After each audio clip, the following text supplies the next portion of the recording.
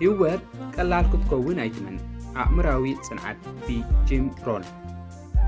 سلامنتا يوم قالي أم سابات أبكيد مين اشتوت ساقم زفرسو قالي أم دما كابت زنوبرو من العلي برتي عم زوزو هذا مستير عدل ويجنزب أيكون هذا مستير حدا نجار ترايو نجهو تنسيخا عينها مسكفتك عالم درو دلو تخينا اياد صنحك طلباتا صوتاتا كمون متزي تحاسب فتناتات حزا صبيكال هيوت ندحريت ايتبليني نسا دلو ديخا الى ايت حتى كاني السات مصط رايح امرها دلو برتع انت زي كوينو انت زي ترديها زم صوتاتات زيوم كم اتمركخ كغبرها كسبرخان اموداتا دما بحالي كچفلو خاني لومي كابتا حدا ابي ناي هيوتنا ممهر زوسركو ني هيوتكا زلا عالم زغيرا وسانتات حساب ككافلكا اي كالا اي اتي صقم بزح غيزه ريئيه توهبو زلوم كእለት زلوم عدل ون زنبرم سبات ግን ድማ ናይ ኣእምሮ ጽንዓት ዘይነበሮም እቲ ቀዳማይ ማዕበል ናይ ህይወት ምስ መጽ ፈራሪሶም ቀዳማይ ምልክት ናይ መንጻት መስራኣዩ ተስፋ ቆሪጾም ሓንቲ ውድቀት ምስ ኣጋጠመቶም ድማ ካብኡ ክትንስኡ ኣይከኣሉ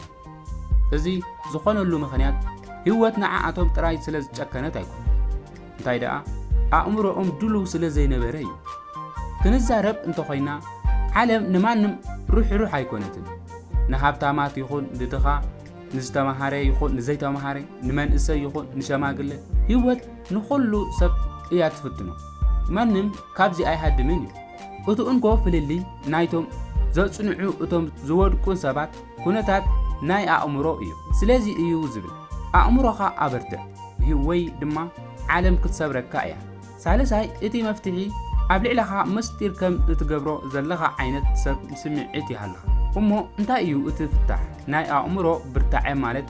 ስምዒት ኣልቦ ምዃን ማለት ኣይኮነ ነቲ ኣንዛ ወይ ጓሂ የለን ኢልካ ምኽሓድ ማለት እውን ኣይኮነ እንታይ ደኣ ካይቲ ሰብረት ናይ ምጽዋር ዓቕሚ ምህናጽ ማለት እዩ ነቲ ጸቕጢ ናይ ህይወት ተሰኪምካ ካይ ወደቕካ ደው ምባል ማለት እዩ ቅድሚ ዓመታት መምህረይ ምስትር ሾፍ ሓንቲ ሓሳብ ሓንቲ ክሳብ ሎሚ ዘይርሳዕ ነገር ነጊርኒ ጂም ነገራት ቀሊል ክኾንልካ ኣይትመን ንስኻ ብርቱዕ ክትከውን ደኣ ተመን እዚ እዩ እቲ መፍትሒ ጸገማት ክጠፍኡልካ ኣይትጸብ ጸገማት ኣይጠፍኡን እዩ ንስኻ ግን ክትቅይሮ ትኽእል ኢኻ ክትዓቢ ትኽእል ኢኻ ዝያዳ ክትጾሮ ትኽእል ኢኻ ዝያዳ ክትገብሮ ዝያዳ ክትጽመሞ ዓቕሚ ዘለዎ ሰብ ክትከውን ትኽእል ኢኻ እዚ ብርታዕ ራብዓይ ዲስፕሊን እዚ ብርታዕ ብኸመይ እዩ ዝመጽእ ብሓደ መንገዲ ጥራይ ብዲስፕሊን ልክዕ ከም ድልድል እዩ እቲ ጸቕጢ ናይ ህይወት ሎሚ ጥራይ ዘይኮነስ ኩሉ ግዜ እዩ ዘሎ ስለዚ ዲስፕሊን ምህላው ኣማራጺ ዘይኮነስ ናይ ግድን እዩ ንእሽቶ ውሳነታት ምውሳን ጀምር ንግሆ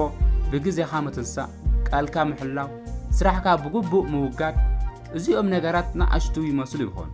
ግን እዞም ንኣሽቱ ልምድታት እዮም ነቲ ዓብዪ ማዕበል ነፂጎም ደው ከብዘኽእሉኻ ዲስፕሊን ክትሃንጽ ከለኻ ንነፍስኻ ቃል ክትኣቱ ከለኻ ኣብ ውሽጥኻ መንነት ትሃንጽ ኣለኻ ዓለም ተፍኣካ ከላ ኣይወድቕን እየ ዝብል ዓቕሚ ካብዚ እዩ ዝመጽእ ሓሙሻይ ቃንዛ ካልእ ክፈልጦ ዘለካ ነገር ኣሎ ቃንዛ ናይ ህይወት ዝበለጸ መምህር እዩ ብዙሓት ሰባት ካብ ቃንዛ ይሃድሙ ከም ጸላኢ ይርእዩ ግን ቃንዛ ጸላኢ ኣይኮነን መምህርካ እዩ ህይወት ክትወድቕ ከለኻ ህይወት ክትወቕዓካ ከላ ክትብድለካ ከላ ክትደፍኣካ ከላ ቃንዛ እንታይ እዩ ዝብለካ ዘሎ ነዚ ቆይሮ ኣብዚ ዕበ እዚ እዩ ዝብለካ ዘሎ ነቲ ቃንዛ ናብ ሓይሊ ቆይሮ ነቲ ውድቀት ድማ ናብ ትምህርቲ ቆይሮ ታሪኽካ ባዕልኻ ጸሓፎ ሰባት ንህይወትካ ክመርሑልካ ኣይተፍቅደሎም ምኽንያቱ ዓለም እንተደልዮ ክትገብራ እንተሂብካያ ናብቲ ንዓኣ ዝጥዕማ ደኣ እምበር ናብቲ ንዓኻ ዝጥዕመካ ኣይ ክትወስደካን እያ ሻዱሻይ ስለዚ እቲ ሕቶ ህይወት ከባድ እያ ዝብል ኣይኮነን እወ ህይወት ከባድ እያ ክትከብድ እያ እዚ ናይ ሓቂ ሕቶ ግን ንስኻ እዚ ምብዳህ እኹል ብርታዕ ኣለካ ዶ ዝብል እዩ መልስኻ የብለይን እንተኾይኑ ወይ ገና እየ እንተኾይኑ ጸገም የለን ግን ስራሕ ይጽበየካ ኣሎ ምኽንያቱ ንርእስኻ ከተበርትዕ ኣብ እትድንግየሉ ግዜ ዓለም ንኽትሰብረካ ካልእ ዕድል ትረክብ ኣላ ስለዚ ሕጂ ጀምር ሎሚ ጀምር ንእሽቶ ዲስፕሊን ምህናጽ ጀምር ካብ ቃንዛ ህይወት ኣይትህደም ተመሃረሉ